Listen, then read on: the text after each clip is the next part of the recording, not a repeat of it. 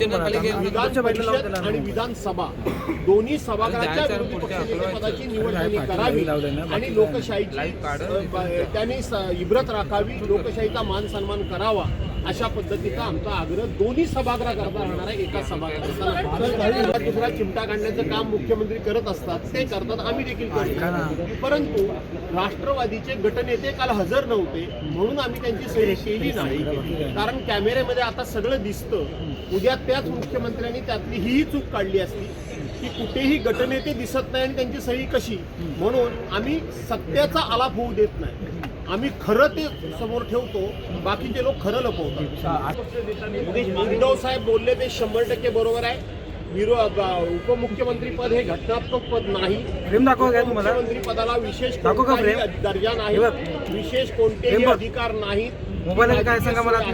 परंतु विधान परिषद असेल, या विरोधी पक्षनेते जे आहेत हे घटनात्मक पद आहे, हे संविधानिक पद आहे. त्या पदाला घटनात्मक दर्जा आहे. मुख्यमंत्री पदाला नाही, हे फक्त शोभेचं आणि शोचं पद आहे.